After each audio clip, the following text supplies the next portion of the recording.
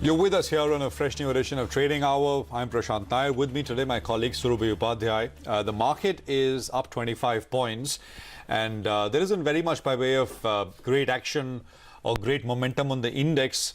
But just a couple of points before we sort of get to individual stocks, etc. The broad overlay. First of all, yesterday was the first day in the month of September that FIIs turned positive. I mean, they actually bought for the first time in September yesterday. Second point, the breadth of the market for the last so many trading sessions has actually been holding on 2:1, if not 2.5 or 3:1 in favor of advances. And this started even when the market wasn't looking steady. Even on down days last week especially, the broader market started to not fall anymore. So that was maybe a sign that there is some selling exhaustion which is starting to set in. And of course, I mean, the last point, global cues are pretty okay. I mean, we're not getting big drawdown days on the US market like we were getting about a month ago. We're not getting big updates as well, but broadly, things have been pretty steady out there as far as the global market picture is concerned as well. So, I mean, I think all in all, you throw in that mix, and you've got this 25-odd point move which is coming through. So it's not as if the market is moving higher with great gusto. It's just that it's not falling like 9 pins like we've seen on many occasions in the last month, 2 months or so. So that's essentially a short comment. Let's take it down to stocks, individual stock sectors, etc., which are moving. Surabhi, over to you. Prashant, morning. I take your point. Yes, actually for the month of September, the mid-cap index and the small-cap index have done better than the Nifty. Small-cap index is actually up almost 3% as we speak. The Nifty is up only 0.5%, so the interest is definitely back in the mid-caps. However, coming back to today's trade, my only sort of worry is that we are getting into the congestion, so-called congestion zone, and the resistances start kicking in, which is why the momentum today is not as palpable as what we were getting on Friday or Monday or even yesterday. Of course, you could argue we've had 3 big days, so maybe there's just some consolidation, and that's not a problem. Today, the leadership is only with banks. Look at the losers. You've got Reliance, a lot of the IT stocks on the other side. You've got names from the consumer basket like Britannia on the other side as well. So these are some of the key drags that are kicking in. Bajaj Finance is not working. A lot of the auto stocks that were running very hard yesterday, they have all succumbed to profit taking this morning. So the sense of caution is really quite palpable today. The Nifty is now holding on to a gain of 18 points. The bank Nifty continues to do its own thing. So let's see, we are definitely setting ourselves up for a very interesting second half of the day. It's also the weekly expiry, it's Thursday. So let's see how some of this plays out. But for more on the technicals and on the trading action, we've got Rahul Mohinder joining in. Rahul, morning. Thanks for being with us. So as I said, I think, it's pretty interesting considering we're approaching the higher end of the recent trading band. How would you look at the Nifty and the bank Nifty, and would you advise any trade on the index right now? I clearly think that the Nifty looks very attractive considering it's gone above 11,050 yesterday and today, and we're kind of staying above it. So what I'd really like to see is that follow through, that we close above 11,050, which looks a fairly good possibility. At this point, it clearly warrants a buy. Even if you look at the weekly charts, we've had the big correction. We've turned from the big support of 10,600 odd. So I think it ticks all the boxes that we're in the spot for at least a decent, relief rally, if not even a breakout. So at this point, I think from an index standpoint, I'm clearly a buyer. I'd keep a stop loss, if the market starts closing below 11,000. But in the main, yes, bullish on both the Nifty and the Bank Nifty. The Bank Nifty being the preferred index of choice if I had to buy. What would you trade, Rahul? So on the buy side, I've got 3 interesting ideas. Let's start with the Voltas. Here we're looking at buying Voltas with a 622 stop loss. We have a target of 655 on it. Both medium term as well as short term, I like Voltas. ONGC, I think clearly could make a good comeback. So again, 122 stop loss on ONGC. I'd be looking at 134 in the near term. Another safe pick could be IGL in this market. This has continued to outperform overall the indices. So with a 323 stop loss, I think 350, its previous top roughly, that's a good target to work with on IGL. Okay, so there are 3 buy calls coming in from Rahul at this point in time, and he's saying that he'd buy the Nifty and the Bank Nifty as well. Both are looking bullish, and the preferred trade on the index is Bank Nifty. as he sees it. Rahul, appreciate you joining us, and we'll have you back soon for more. Let's talk about individual stocks now. By the way, as we move on, the Nifty is, I think, come off a little bit more, just under 10 points gain now. 11,045 is what we have on the Nifty. Let's just quickly put up Bajaj Finance. I just want to make a quick mention before we move on. I mean, it's been in a way underperformed. I mean, yesterday it was down in a market which was not doing all that poorly.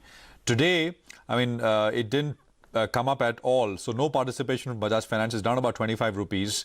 So, let's see. But it's a big one. It's a well-owned name. And maybe it's a phase of underperformance coming through there. The one which is doing well, is Piramal Enterprises. Third day now after, I think, getting down to 1900 or sub 1900 levels. 1875 was the low on Monday. It's back at about 1990 on Piramal Enterprises. Okay. Apollo Hospitals is in focus on the back of a large trade. Who's selling, who's buying, what are the implications? Nimish is here with those details. Nimish. Hi Prashant. So yes, the block was launched yesterday evening, and promoters have sold 50 lakh shares today in the open market at an average price of 1482 rupees per share. Well, there was a discount offered, but I think it was done pretty much at par with yesterday's closing price. To me, it is positive simply because the promoters have sold 3.5% stake in the company, but this is essentially will be used to reduce the promoter pledge. In the company. That's been the key reason why they've been selling. They've sold stake in block deal today. Remember, the promoter has gone on record saying that they have the target to reduce the pledge shares from 75% way down to 30% in the next few quarters from now. And as part of it, they're also looking to sell the insurance business, for which they've already announced the deal. So essentially, it's been done to deleverage the promoter holding and to bring down the pledge shares in the company. Even Morgan Stanley today wrote a note saying that they're positive on the stock, simply in the fact that they believe with these actions, the pledge shares of promoter pledge share will come down to less than 30%. And the numbers have been pretty strong for the last 2-3 quarters for Apollo Hospital. The only worry was the promoter pledge. Now, with this action, the promoter pledge is going to go down. So it's been seen as positive for the markets. Okay, so that perhaps takes care of some of those leverage issues that the stock was surrounded by. Thanks, Nimish, very much for that. Apollo Hospitals very close to its 52-week highs, just about 2 to 3%, I think, off that mark. 1490 on the stock today. More stocks in news, and Anisha is here as always with a list of the action. Anisha, what's on your radar? Well, a lot of stocks on my radar. I'll start with Walcha Industries because that stock is buzzing up around 20% after it bagged an order worth around 77 crores from ISRO. We just had a word with the management a few minutes ago, and they sounded hopeful that they will be getting more orders from ISRO as well as the defense space. Other than that, there was a recent ratings downgrade because of which the street was a bit worried, but the management told us that there has been no increase in the cost of borrowing, so that's another positive. Other than that, transformers and rectifiers is on my radar. There are reports suggesting that there has been a bit of slowdown in the electrical equipment industry, but the management refuted all these reports, said that as of now, for them, they are not seeing any demand slowdown, and that's a bit of positive. They're also saying that they're not facing any payment or funding issues, and they're looking at a 10% top line growth this year. Tata Power is up around 4-5%. Citi has written a note with a buy rating and a target of 76 per share. They are a bit worried about the Mundra resolution because they now believe it won't come before the elections in Maharashtra and Haryana take place. But on the flip side, they're positive as far as the coal operations are concerned, and they believe that the Indonesian mining license will be renewed. Quickly talking about the infrastructure space, because stocks like NBCC, NCC are trading higher. CLSA has written a note about the slowdown that we all were worried about. They say that they're expecting big ordering to come in from Q3 onwards, and there are also reports suggesting that SBI is willing to lend some money to NHAI for the construction purposes, and that's a positive. Lastly, keep an eye out on Emami. There are unverified reports suggesting that Dalmia Bharat is putting in a bid for the cement assets, so we'll watch out for all of this. Anisha, thank you very much. That's a list of names which are moving around based on news flow. One more name is Bank of Baroda. It's looking to offload about 9,000 crores of bad loans. My colleague Ritu is here with the details. Ritu.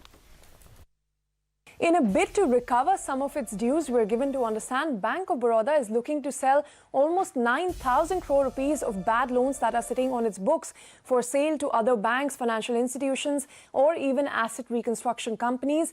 In total, we're given to understand there are 35 such accounts that Bank of Baroda has put on the block, the largest one of them being Reliance Communications, where the bank has put about 2,100 crore rupees of its exposure on the block. Remember, Reliance Communications is currently facing insolvency proceedings.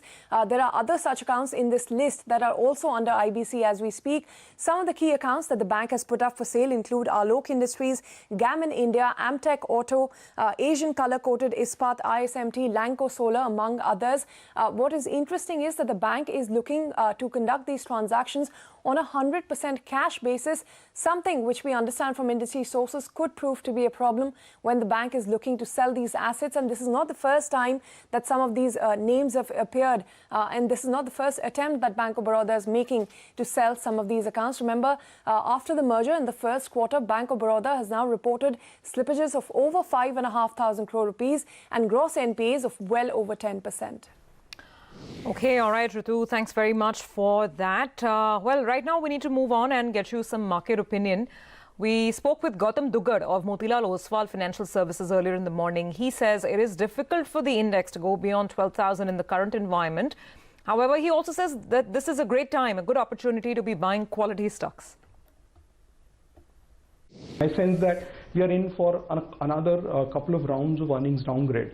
If you see Nifty earnings growth itself at 13% projected for FY20 as far as our estimates are concerned, almost 100% of that earnings growth is coming from banking and 90% of that from 3 corporate banks. So ex of banking, you're getting 0% Nifty earnings growth at the end of first quarter FY20 itself. And perhaps we may see some more round of downgrades.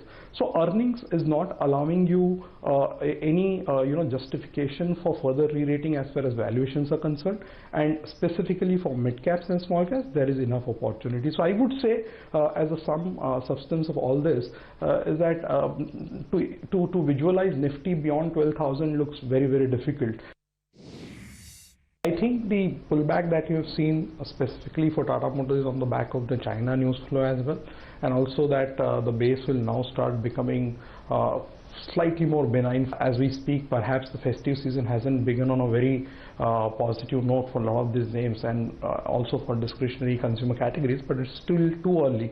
I think the buying that you are seeing in some of these names is more like a initial spurt after a big decline. One needs to see how sustainable this is and whether this is backed by fundamentals.